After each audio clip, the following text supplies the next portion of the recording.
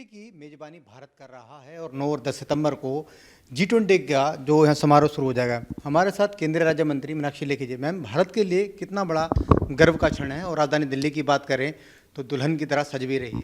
जी, ये हम सबके लिए बहुत ही गौरव का पल है, क्योंकि जब इतने बड़े किसी इवेंट की हम मेज़बानी करते हैं और इतने सारे राष्ट्र अध्यक्ष अगर हमारे देश में आते हैं और हम उनको अपनी सभ्यता संस्कृति से परिचय कराने के लिए बहुत सारी चीज़ें कर पाते हैं और कम समय में अपना पूरा देश पुरातत्व सभ्यता संस्कृति दिखा पाएँ और अपने बारे में समझा पाएँ, तो यही गौरव का विषय है। और ऐसा दिल्ली में आपको चारों तरफ देखने को मिल भी रहा है कि दिल्ली को, जैसे आपने कहा, कि दुल्हन की तरह सजाया हुआ है। तो चाहे वो फव्वारे लगाने की बात हो, चाहे मूर्तियाँ लगाने की बात हो, चाहे चौराहों पर ग्रीनरी हो, फूलों की सज्जा हो, बोर्ड्स हों, झंडे हों, लाइटें हों, ये सब चीज़ें जो हैं दिल्ली को एक अंतर्राष्ट्रीय स्थल के रूप में और भारत की राजधानी के रूप में दर्शाने का और हम सब के लिए गौरव का विषय है।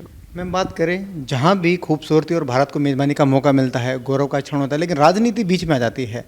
देखा जा रहा है लगातार दिल्ली सरकार की तरफ से बयानबाजी आ रही है कि ये जो है उन्हें दिल्ली सरकार का पैसा लग रहा है, उनके अधिकारी आ रहे हैं। बिल्कुल, आपने जो शब्द इस्तेमाल किया, बेबयानी, तो बेबयानी का, झूठ का, इस फ़लसफ़े का तो कोई अंत नहीं है और हर रोज़ हर घंटे नया झूठ पकड़ा जाता है, मगर बावजूद उसके झूठ पे झूठ बोलते रहते हैं।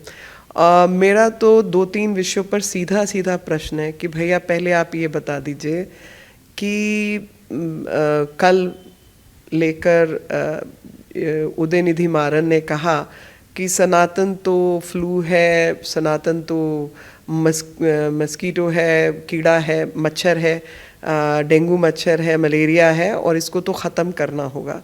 तो आम आदमी पार्टी वाले बता दें कि वो लोग क्या सनातन को ख़त्म करने के पक्ष में हैं, हित में हैं, और इसके बारे में उनका क्या विचार है, क्योंकि इनकी जो घृणा है, जो कि जन्मांतर की घृणा अब सामने आने लगे, खुलकर सामने आने लगे, क्योंकि ये परेशान हो रहे हैं। तो इस पर जवाब चाहिए कि जो स्टालिन के बेटे हैं उदयनिधि, उन्होंने बयान दिया हिंदू संस्कृति को लेकर, सनातन को लेकर। मैम, क्या लगता है देश के लिए कितना बड़ा खतरा है? पहले सब चुपचाप सुन लेते थे, आज की तारीख में चुपचाप कोई सुनता नहीं है, तो इसका रिस्पांस आता है। तो इस बात को आगे बढ़ाते हुए मैं ही प्रश्न करती हूँ I.N.D.I.A वालों से कि भैया कांग्रेस और आम आदमी पार्टी के लोग सीधे तौर पर बताएं कि क्या उदयनिधि स्टालिन के इस बयान से आप सहमत हैं कि सनातन को जड़ से उखाड़ कर आप फेंक देंगे और ख़त्म करना चाहते हैं? क्या इसका नाश करना ही आपकी मंशा है? तो हम तो यही कहेंगे कि सनातनी परंपराओं का नाश करने का प्रयास हज़ारों साल से चल रहा है, तो आज तक तो कर नहीं पाए, आगे कर नहीं सकते। हम भी बहुत रेजिलिएंट किस्म के लोग हैं और अपने आप को तरीके से रखना ही नहीं बल्कि समृद्ध रखना भी हम जानते हैं। लेकिन हाँ, आज आमने सामने की बात है तो खुलकर जवाब दो कि आप किस तरफ हो, इस सड़क के इस पार या उस पार। मैम, धन्यवाद हमसे बात करने के लिए। मीनाक्षी लेखी जी हमारे साथ थे, जिन्होंने विभिन्न विषयों में से बात की। सहयोगी चंदन के साथ मैं दीपक खामरा, सुदर्शन न्यूज़, दिल्ली।